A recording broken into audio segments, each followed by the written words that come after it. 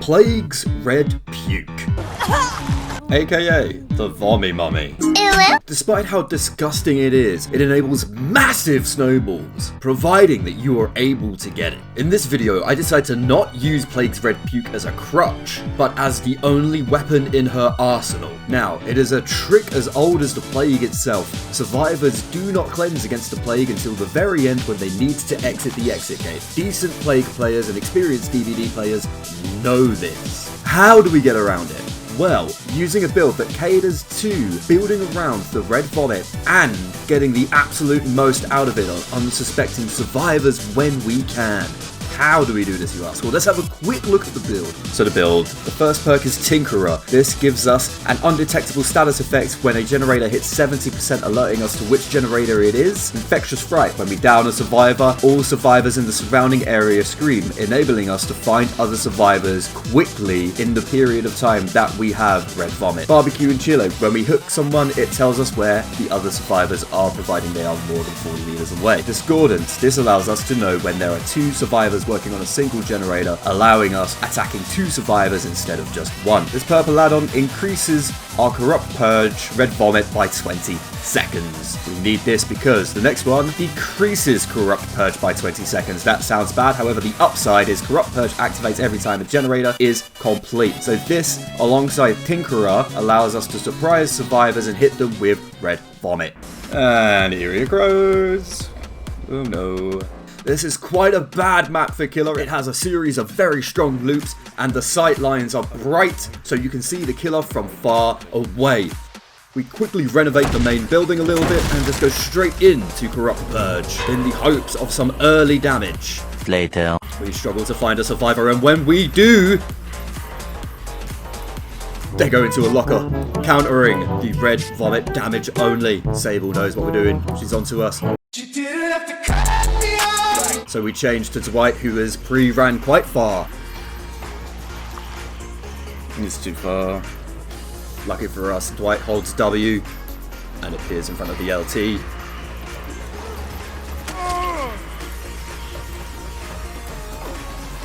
And that is a down. No Infectious Fright value, only one down from one Corrupt Purge. It isn't very good for us. Maybe we can get shock padded out of Sable. Is what I'm thinking. Now, we do this a few times in this game. We pretend to chase. We can obviously only injure people with red vomit, so we want to encourage survivors to give us resources from the map when we do not have it. Go on, drop this one. Sable holds W. We love it.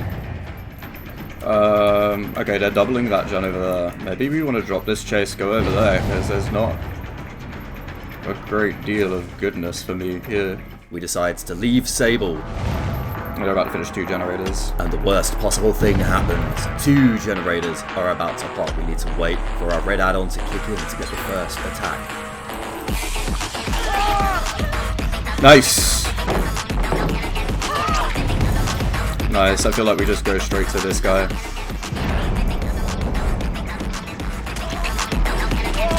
With 3 downs, we still have a substantial amount of Corrupt Purge left. Will Sable drag it back for them, or do we win this game right now?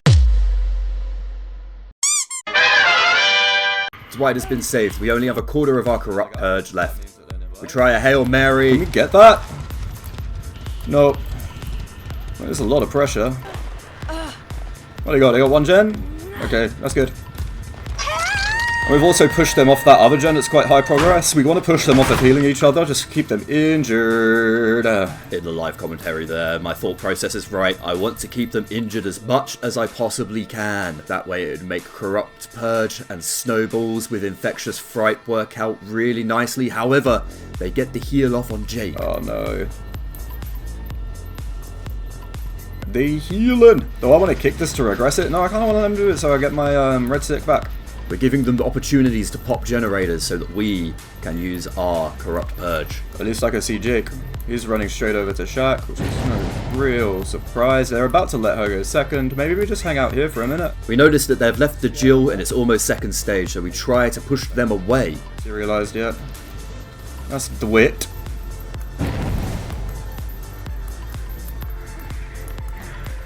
Run, do it. Oh, I can't hit you, do it. Oh no. They saved the Jill. Hopefully they don't get the heal as well. That would be very detrimental to what we have planned. As I say it, as I live and breathe. But we try and get some resources out of Dwight. They pop the next gen. And there's nothing from Infectious. Tinkerer is back in. They're about to pop another gen. Not if I have anything to say about it. Nice hit. Sable goes out into no man's land, and that is a nice down. We have half of our power left.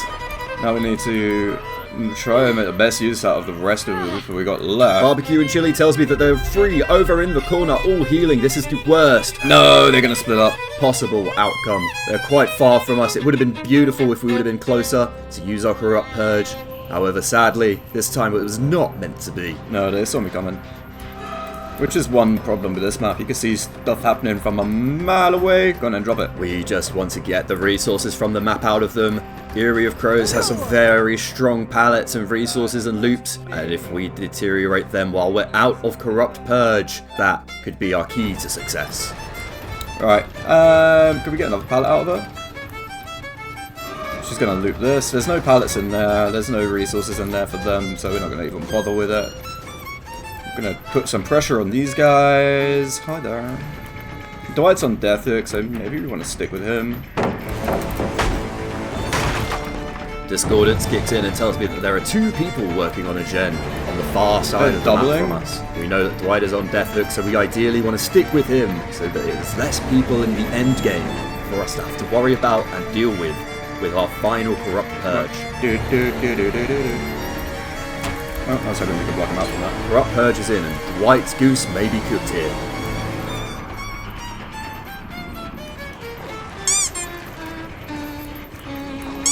But I missed my power!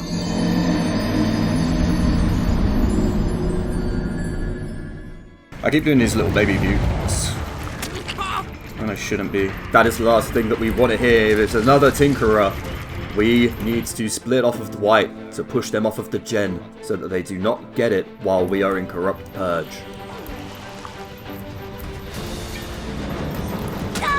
That's a Sable down from the Corrupt Purge and a Smoke.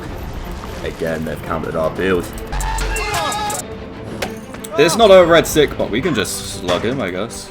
One of the worst things has happened during our Corrupt Purge. They have popped another generator.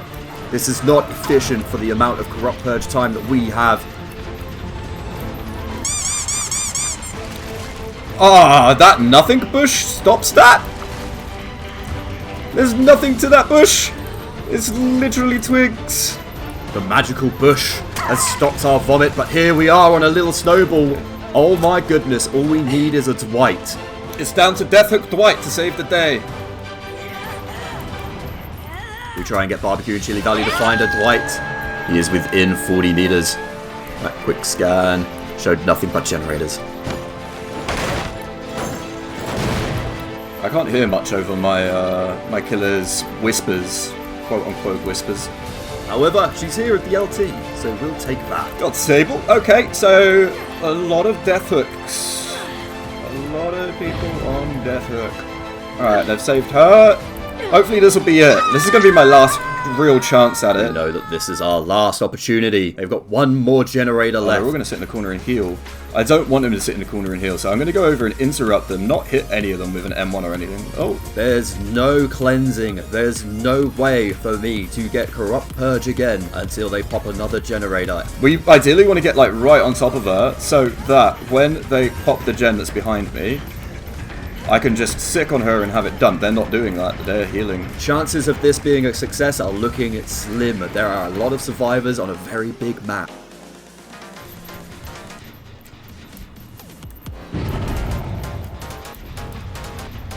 That generator is regressing quite badly, actually. I thought they'd just be able to touch it and get it done. We just want them all injured. One of the worst things that they could do is keep healing. If I have to cause more damage with Corrupt Purge and take more health states, it just spreads me even thinner. It takes away all of my pressure.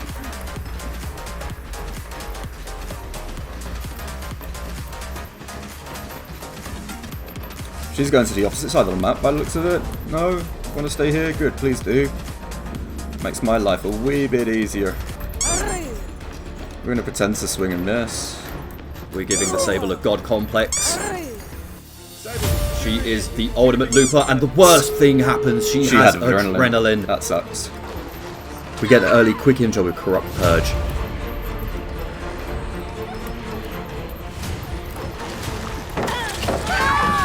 Two injuries with one Corrupt Purge and 2 downs.